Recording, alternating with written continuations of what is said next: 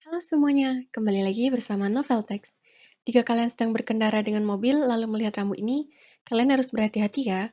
Asalnya, rambu itu merupakan peringatan bahwa jalan di depan memiliki banyak tikungan. Berbicara tentang tikungan, ada kalanya stabilitas mobil menurun ketika melalui jalanan berkelok. Meski begitu, kalian bisa lebih tenang sekarang. Pasalnya, mobil-mobil penumpang saat ini sudah dilengkapi dengan yang namanya Electronic Stability Control. Di kesempatan kali ini, kita akan membahas apa itu Electronic Stability Control, fungsi, dan juga cara kerjanya. Langsung saja, mari kita bahas. Electronic Stability Control atau ESC memiliki banyak nama, tergantung produsen dari mobil itu sendiri. Sebagai contoh, Mitsubishi menyebutnya sebagai Active Stability Control atau ASC. BMW menyebutnya Dynamic Stability Control atau DSC, dan masih banyak lagi.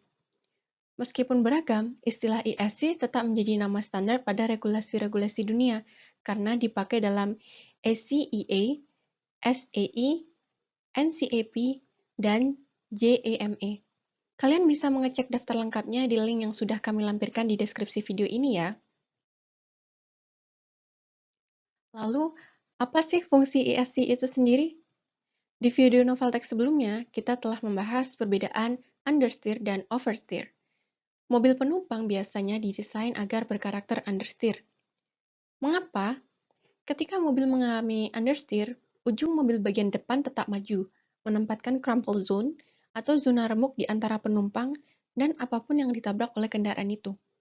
Dibandingkan oversteer, mobil yang mengalami understeer bisa lebih cepat pulih.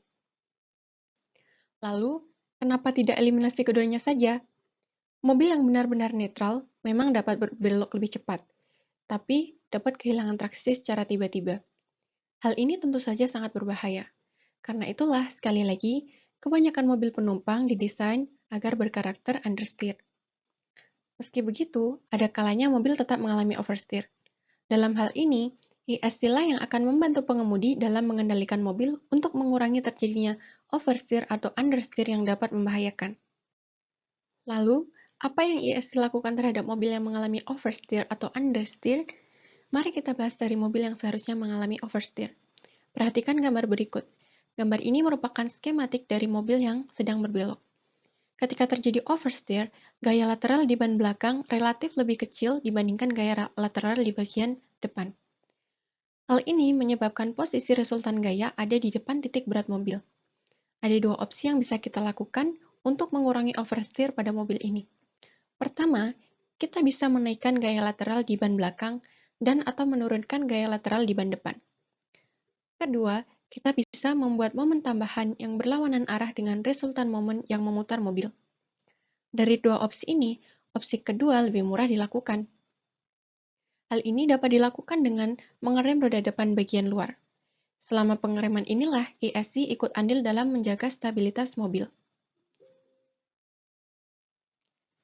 Gambar ini menunjukkan kondisi mobil yang seharusnya mengalami oversteer setelah teknologi ESC aktif. Dapat kita lihat bahwa gaya reaksi akibat pengereman roda depan bagian luar ini akan menghasilkan momen yang berlawanan arah dengan arah putar mobil saat berbelok. Hal ini dapat mengurangi level oversteer pada mobil. Karena itulah biasanya teknologi ESC hadir bersamaan dengan teknologi brake distribution.